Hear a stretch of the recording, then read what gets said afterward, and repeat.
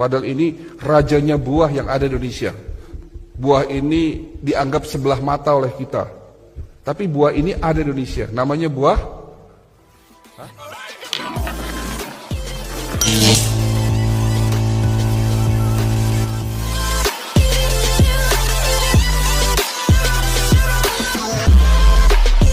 apa ciri-ciri mereka yang darahnya sudah mulai rusak, pembuluh darahnya sudah mulai tersumbat?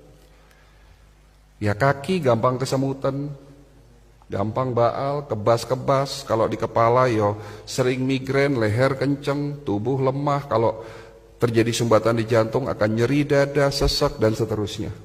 Itu menunjukkan bahwa sudah terjadinya kerusakan darah dan pembuluh darah. Pertanyaannya lagi, apa yang menyebabkan kerusakan darah dan pembuluh darah sehingga terjadinya kerusakan di sel-sel kita? Penyebabnya karena faktor radikal bebas. Tolong ini diperhatikan, ini penting sekali ilmunya. Radikal bebas. Radikal bebas itu satu molekul yang kehilangan pasangan elektronnya, sangat reaktif, kalau nempel di sel, sel kita rusak. Entah itu sel darah merah, entah itu sel darah putih, di mana sel darah putih kita tahu sebagai antibodi tubuh kita, entah itu di pembuluh darah. Kalau terjadinya kerusakan di pembuluh darah, ya, akan terjadi peradangan. Ini bahaya sekali kalau terjadinya peradangan atau inflamasi terjadi di pembuluh darah kita. Ini yang menyebabkan pembuluh darah kita menjadi rusak, yang pada akhirnya kolesterol, zat-zat sisa itu mengendap di tempat terjadinya peradangan tadi, sehingga terjadi yang namanya plak atau sumbatan pembuluh darah. Nah, radikal bebas itu terbentuk akibat proses oksidasi. Tolong perhatikan lagi. Oksidasi ini apa? Oksidasi itu contohnya kalau di luar sana besi berkarat. Berarti tubuh kita bisa karatan, ya. Proses oksidasi terjadi secara alami, Bapak Ibu sekalian. Di saat kita bernafas, beraktivitas, saya berbicara, bahkan kita tidur terjadi proses oksidasi. Ya. Karena manusia tidak bisa menghindari proses oksidasi, Allah sudah menciptakan obatnya ada dalam tubuh kita. Diproduksi tanpa Bapak Ibu sadari sejak kita kecil, ya, di saat kita lahir di dunia sampai nanti kita mati. Ada obat dari segala macam obat, rajanya obat sebagai benteng pertahanan pertama yang dapat menetralisir terjadinya oksidasi. Kalau tidak ada obat ini, 5 menit tubuh kita rusak, Pak. Namanya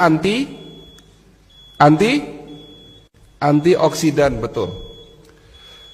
Kalau hari ini kita masih berkecimpung di vitamin, di antibodi, sudah ketinggalan zaman, Pak. Hari ini dokter-dokter di Eropa, di Amerika, penemu-penemu suplemen, itu bagaimana caranya menemukan satu antioksidan yang kembali lagi tujuannya untuk menetralisir terjadinya oksidasi agar tidak terbentuk yang namanya radikal bebas. Ini penting sekali.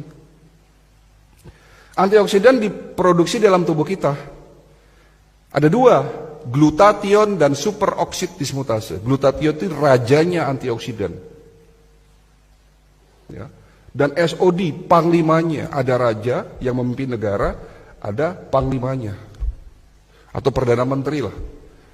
Jadi yang menjaga tubuh kita itu sesungguhnya bukan antibodi. Antibodi itu benteng pertahanan kedua, Pak. Benteng pertahanan pertama namanya antioksidan, glutathione dan superoksid dismutase. Namun setelah usia Bapak 40 tahun, produksi antioksidan, glutathione dan SOD menurun. Makanya itulah yang disebut tua. Menurunnya produksi antioksidan. Sehingga pada saat usia 40 tahun dan terus bertambah, terjadinya oksidasi yang tidak diimbangi dengan produksi antioksidan, sehingga terbentuk yang namanya radikal bebas. Dan radikal bebas inilah yang mulai merusak pelan-pelan sel-sel tubuh kita. Sudah mulai jelas ya, Pak? Sudah mulai jelas ya?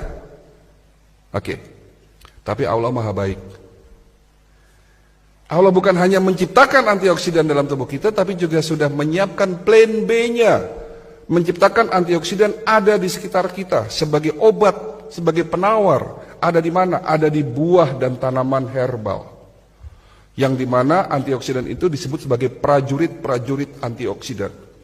Jenisnya ada ratusan. Contoh, resveratrol, antioksidan yang dapat mencegah dan mengobati penyakit darah dan jantung, stroke, ada di buah yang berwarna merah keungu-unguan. Buah apa itu? Anggur, blueberry, strawberry, buah delima.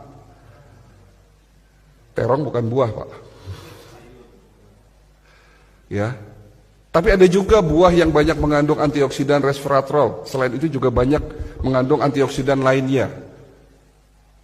Tapi mungkin buah ini dianggap sebelah mata oleh kita. Padahal ini rajanya buah yang ada di Indonesia. Mungkin kalau delima susah, blueberry susah. Tapi buah ini ada di Indonesia. Namanya buah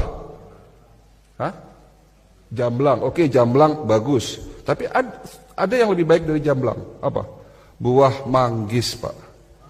Kapan terakhir makan buah manggis?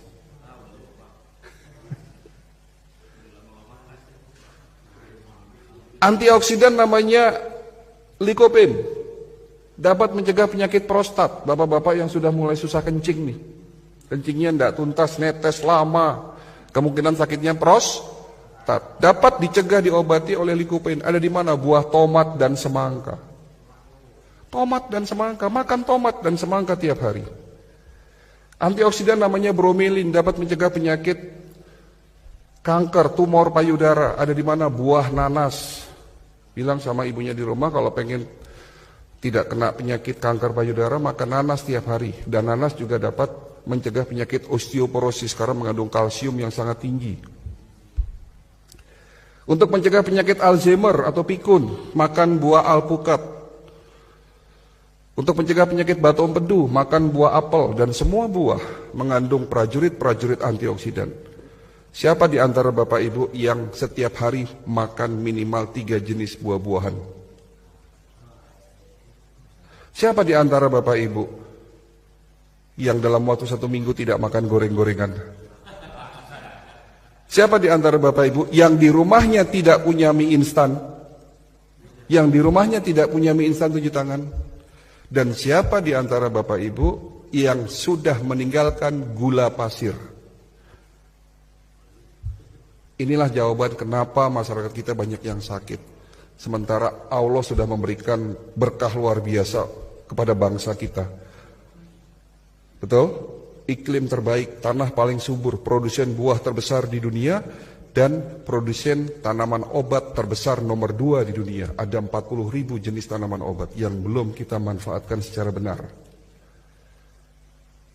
Ya. Antioksidan. Lalu bicara antibodi. Antibodi nggak usah dibahas lah, udah terlalu kuno ya. Tapi itu juga penting, di mana benteng pertahanan kedua adalah antibodi. Dan benteng pertahanan ketiga, ya proses yang paling penting dari semuanya itu adalah regenerasi sel.